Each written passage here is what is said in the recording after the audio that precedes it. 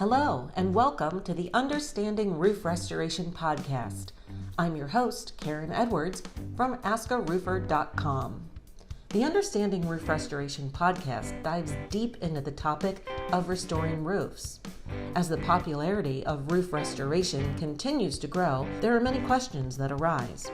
With a wide variety of roofing systems on existing buildings and many available restoration options, we turn to the experts at Western Colloid to answer your questions on roof restoration. Greg Hlavaty, Hal Leland, and the team at Western Colloid have been manufacturing and installing these systems for more than 50 years, and they have seen it all. We will tackle a different topic each month and answer questions submitted by you, our listeners.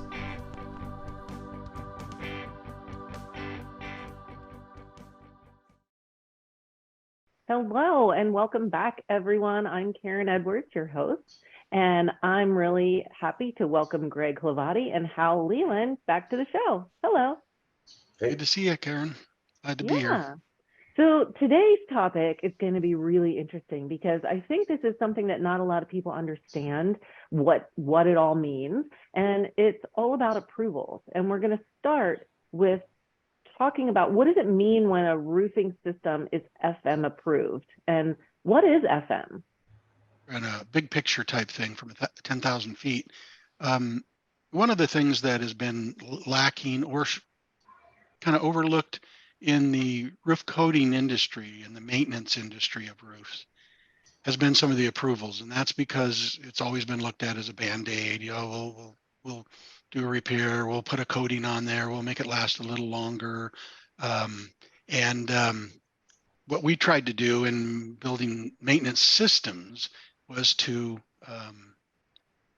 go beyond that so that building owners and specifiers, instead of just thinking, oh, I got a Band-Aid coating I could put on, I got something with real teeth that has been tested, looked at, gone through the same rigorous testing that single plies, modified bitumen, built up roofs, you name it, goes through those same testing so that they have a comfort level that when we go out and talk to a building owner or a specifier, architect, or consultant, that they have some comfort that, hey, these are not just a 5-gallon bucket and a guy with a roller. This can be done, and they write the same approvals you need to give your building owners comfort. So that's kind of where this comes in. Where can you do this at? You can do it at FM, you can do it at UL, you can have city and code approvals that start with ICCS, you can go to Dade County. There's a whole bunch of them, and they're all important in their own little world, and we'll talk a little bit more about that. So let's start with FM. I mean, we're throwing out a lot of acronyms, and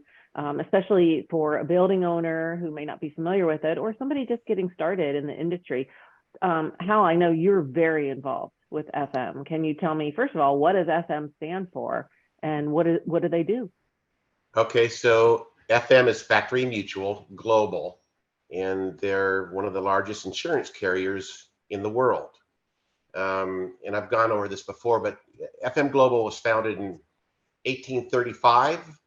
So, I mean, they're a 188-year-old company. I mean, that's ridiculous, right? So we're a 50-year-old company, and, we've been putting systems on successfully for over 50 years. And 15 years ago, we started going to FM Global to get some testing on some assemblies. Polyester reinforced, all acrylic is where we started, and that was to compete with the largest manufacturers in the world. And FM Global is a Fortune 500 company, which still means something, in our crazy economy. They insure over $10 trillion worth of properties globally. That's in 130 countries. They're 6,000 employees worldwide.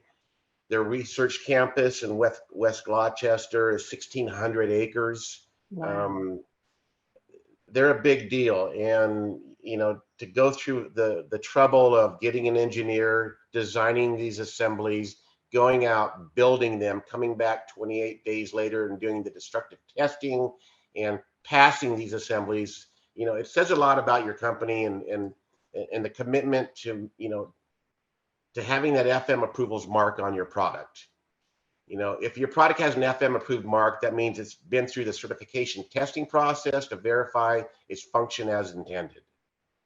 Okay, so it makes sense that an insurance company is not going to want to insure a building that has a roof that's not going to perform. That's correct. I mean, yeah, it's the most sophisticated center for advancing the science of property loss prevention. So that's what they're interested in, right? So there's, we have UL, we go to Underwriters Laboratories, we go to Miami-Dade, we test at ICCES, but FM is the global, the gold mark. And one of the reasons FM has gone beyond their insurance capabilities, FM, because of the insurance and because nobody was testing roofs to their comfort level for all these insurance, they started doing testing many years ago, whenever that was. Hal knows more about that. But now they're just looked at as also just as a testing center, whether you're insured by FM Global or not. The fact that you pass an FM standard is kind of the gold standard. That means these guys have done the longest, and now they've just become on there. Besides the insurance portion of it, just the testing portion of it kind of stands alone when necessary.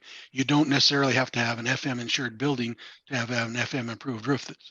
Yeah. In fact, that's maybe 75% of the projects we do, they're just looking for that FM diamond on the product. They're not insured by them, they're insured by someone else, but they know that they've done the work and that we've done the work to qualify for that FM diamond. It's a big deal. And just because you do it once, if we did a system back in 2010, it's like, oh yeah, but what is it now? It doesn't just stop at that first test. We have inspectors at our plants for FM and UL and ICCS, but especially FM quarterly to make sure we're making the exact same products. They take tests of the products. They make sure the formulas are the same. So you get the comfort level also additionally that the products don't change. It's like, yeah, they made a good product back then, but what are they doing now? They bought a new this additive and that. Everything is rigorously followed up on quarterly. Yeah, that's exactly right, Greg. So that's follow-up services, right? So FM has it, Underwriters Laboratories has it, Miami-Dade has it. They're sending agents in from their company twice a year physically and then quarterly remotely. So you've got to be on your game. I mean, they're checking everything, certificates of analysis, they're checking all the raw materials. They're making sure that your titanium dioxide is up to snuff, that your acrylic resins are there, your biocides, your coalescing agents, your surfactants. They're checking everything. And they're checking formulations on every batch that we make. And there can be hundreds of batches. And, you have to be in line with what you've published with these groups. So we're proud of it. It's a big deal. And we're not stopping it. I mean, once you're in for life.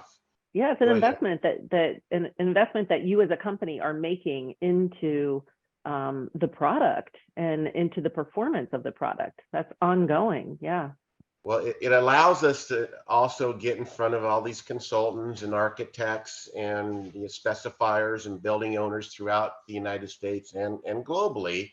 And, like I said, if you've got that FM diamond, they're happy to sit down in front of you and talk about your assembly, talk about their building, talk about what we may be able to do for them. And 9 times out of 10, we've got a solution for them that's very cost effective, that's sustainable, renewable, and green. Now we mentioned UL, Underwriters Laboratory, and Miami-Dade. How are those different from FM, or will they provide testing then FM will accept the results? UL will accept FM's results, and Miami-Dade will accept FM's results. So my Bible, that I carry in my office, it's based on the FM testing. ICCES will also follow FM testing's manufacturing process and certifications. So it's all about FM. UL, the testing that we mostly do there is ASTM E108, which are, they're burns, spread of flame from above.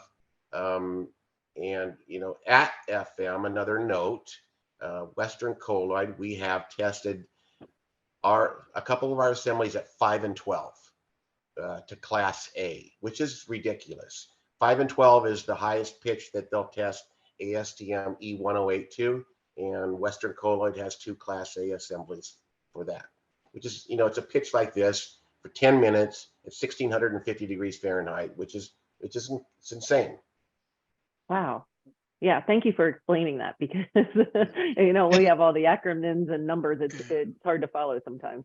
And ICCES is a little different. ICCES is the International Council or Code Council. They meet, they take ASTM standards, they take a lot of things into consideration, and they build a very lengthy, very in-depth book about a building and a structure, and roofing is only a small part of it. Important part, but a small part of it. And so they come up with all the input that gets put into what should be accepted for a flat roof, or what should be the minimum pitch, what materials are acceptable. There's all these things, and these are all input from members of ICCES and their board. They have ways of going about it. And if you want to be listed at ICCES, because what happens with ICCES is that most local municipalities, cities, municipalities, counties, states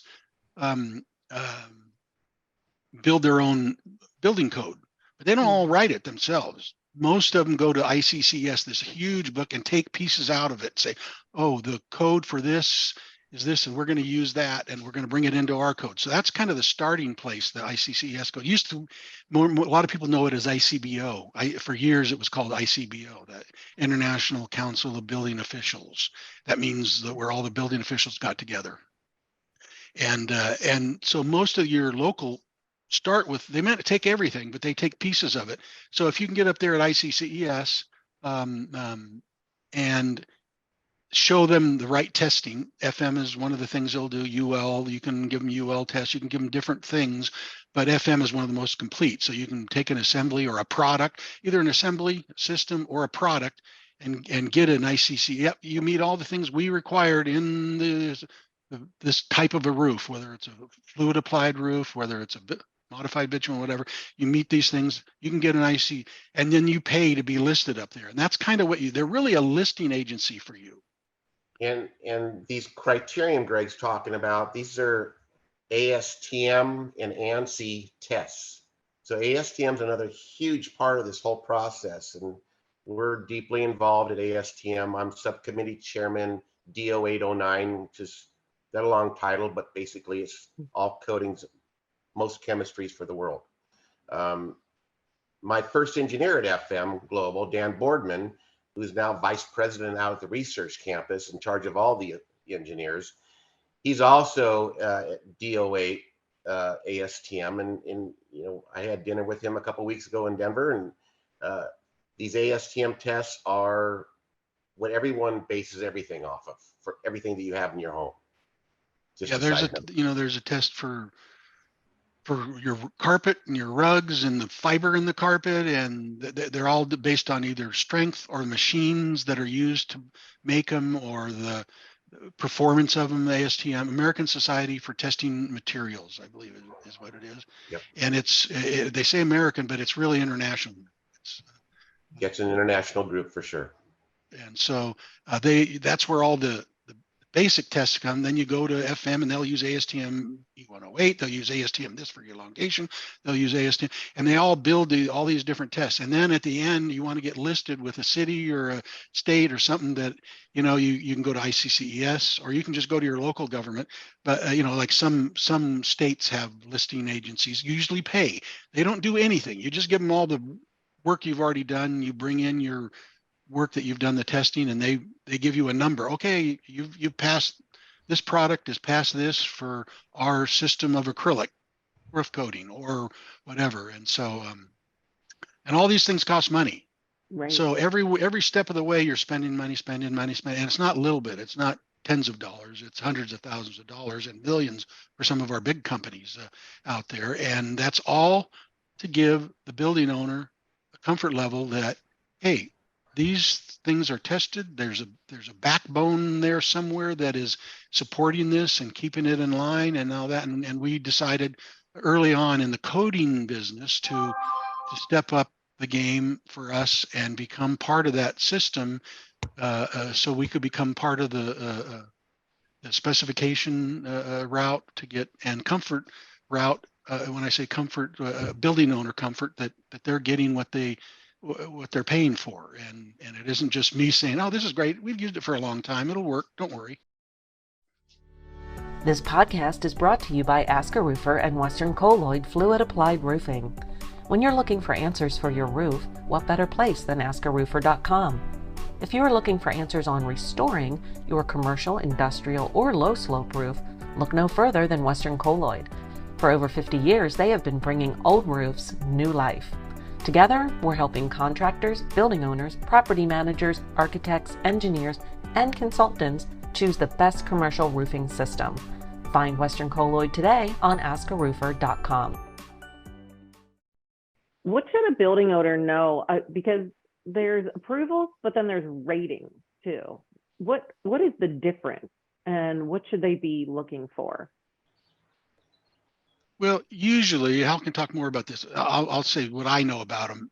Usually, approvals is usually a system. You get an approval just means that some place has recognized what you make, and it's approved for use in this city, state, build that type of a building. There's all kinds of things that can go along. A rating is can be more specific. Sometimes you'd get a rating just on a product. Sometimes you get a rating on things. So sometimes they're interchangeable, and they're just used in different ways. But yeah, they're just terms. I mean, I'm looking at an approval report from FM Approvals, and it's approval testing of elastomeric roof coatings applied over Class 1 built-up roof construction. So it's a term, right? We have approvals for our assemblies, our specifications, our products. And some things only go along with a product, and some things are attached to just a very specific specification. So that can get a little bit. That's where consultants come in, and architects. They do the deeper dive. And a building owner generally doesn't do that. Right. And so that was one of the important things about going to ICCES, is that when you go to a city, sometimes an inspector in a city has a lot of things to look at on a building. And you can go in different ways with all your backup. You can say, hey, here's my ULs here. Okay, well, that looks pretty good. You've tested at UL, you've done this and that. Okay, we're going to give you a stamp approved to put this roofing system on. Some will do that. And that takes a little bit more work. But there's usually in the approval process, the permitting process, there's usually a box there that used to say ICBO number. Now it probably says ICCES. And if you got an ICCES number for that they're using, he can just check the box, put the number in, and he's done. And they like that. And it smooths the way to get in and out with city officials and other officials that are approving these things that have a lot of things to do and don't always have time to go through 40 pages of paperwork to get. Yeah, that's exactly right. And especially in the larger markets, Greg, like Los Angeles County, right? So, I mean, they don't have time. They want to know that you've spent the money to get that number. And that's a big deal to get that number. And they can look that number up and verify it with ICCES, and they know that you've spent the money and the time and the testing, and it saves them time, right? They know that they can trust you. And like I said, the larger markets, that's what they want. But on the other hand, you can also go in with all your other testing, because sometimes things don't fit. When you're doing maintenance systems like we are, roof renovations, you are oftentimes getting that roof that is different than, it's had things put on it. It's had all kinds of changes made to the roof over the years by tenant improvements and what have you. And some things just don't fit. So you can always go in with all your paperwork when you need to. And that's why we have the backup paperwork with FM and UL and all that. And we can go to a city official. Well, I know this doesn't meet any specific deal, but we have systems. Look at the testing here. We want to give you a comfort level that what we're putting on and building on this roof as a renovation system that is going to perform even though it doesn't match, your roof doesn't match any criteria that's normally out there. It's been changed and altered and what have you. You're right, Greg, like historic buildings, or, and a big thing is weight per square foot, right? So we have all that data that makes sure that the structure is going to support it. Wow, that is a lot. So thank goodness for our consultants and experts in the area to help building owners navigate all of that. I was just curious of the role that the RCMA, the Roof Coatings Manufacturers Association, plays in any of these codes and whatnot that's going on in the market. Could you talk about that a little bit? They've been very helpful, but they're more of a watchdog in the marketplace than they don't really directly affect, but as a group, when the ASTM for D6083 actually expired, which is the ASTM for acrylic roof coatings, which is the most widely used roof coating in the United States, that went away as ASTM because you have to renew these things. People have to come in and say, oh yes, we're still using that, and they want to keep it voted in at the ASTM level.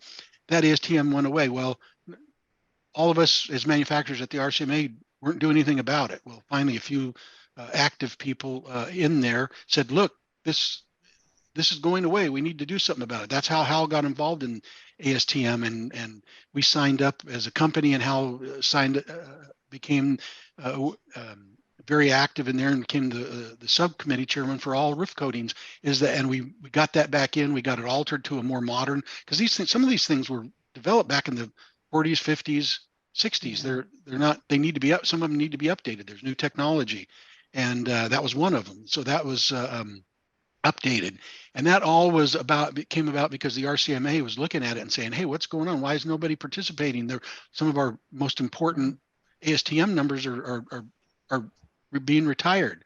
And so it's more of a watchdog thing. They look at, here's an important thing coming to ICCES. They're saying you can't do this next year. You're going to have to do this next year. Do we want that done, or do we want to go on the council and speak up and say, look? So they get the group together of the roof coating manufacturers and speak up and sometimes guide testing and approvals and what have you, and keep things going. So that's their level, I think. Okay. The other thing I wanted to ask about, Energy Star used to, because how you mentioned green and sustainability and, cool roof systems, and Energy Star used to give their mark of approval for roofs, but they retired that probably in the last year or two. And I believe the Cool Roof Rating Council now has kind of stepped in as the authority on that. Can you talk a little bit about what the CRRC does and what that means? Well, the CRRC, the Cool Roof Rating Council, is a measuring company. They, group. We test for reflectivity and emissivity, and we publish that. That's all we do.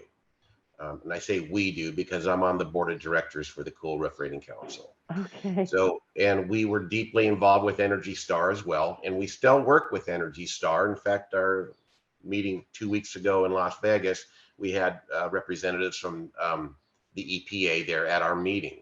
So we're still talking with them, but they have, in fact, sunsetted the Energy Star program for roof coatings. They just didn't see the value in it currently, and we're working on that with them. But the Cool Roof Rating Council is, every reflective material in the world is tested through the Cool Roof Rating Council for a certain reflectivity and emissivity. And it's particularly important in California because of Title 24. Title 24 in 2005 adopted reflective roofs. So, and that's where Energy Star, jumped on board with us. And I've been working, since the beginning with the Cool Roof Rating Council, because they're such, that's what we do. We make reflective coatings, right?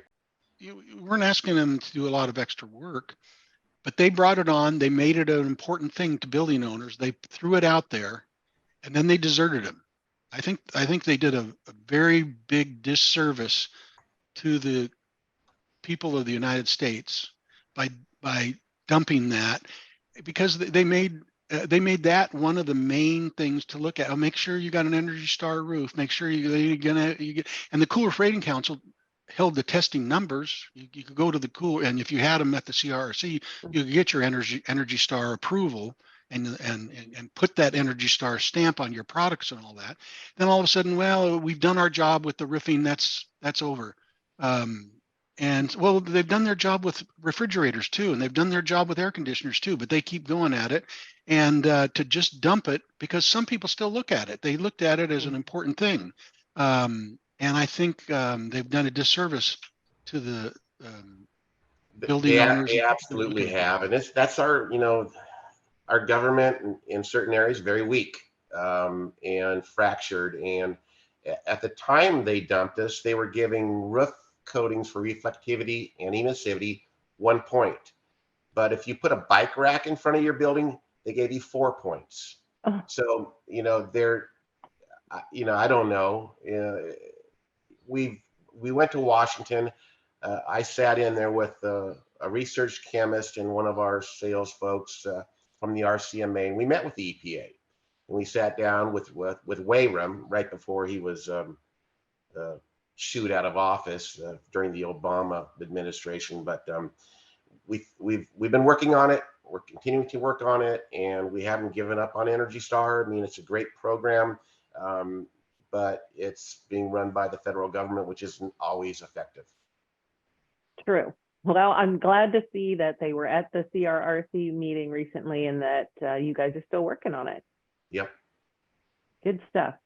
All right. Wow. This has been a really great conversation. I think the main point with approvals and ratings is, as we said, it gives the building owner confidence in the quality of the product and the performance of the product, that it's going to do what we say the product's going to do.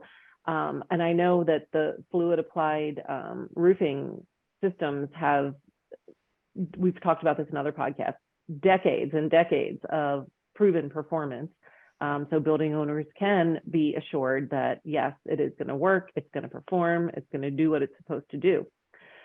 I'd like to remind people that, we want to answer questions on this podcast. So if you do have questions that you would like us to talk about, feel free to go to AskARoofer.com. You can submit questions there. Go to westerncolloid.com. You can submit questions there. And if we use your question, we will send you a gift. So that's always fun. And this will be available to listen to on both of those websites, as well as any of your favorite podcast streaming platforms. Next month, we're going to be talking about metal roof restoration. So be sure to tune in. Greg, Hal, thank you as always. Appreciate your wisdom. Okay. Thanks, Karen. See you next month. Take care. Have a great 4th. You Take too. care. Bye-bye.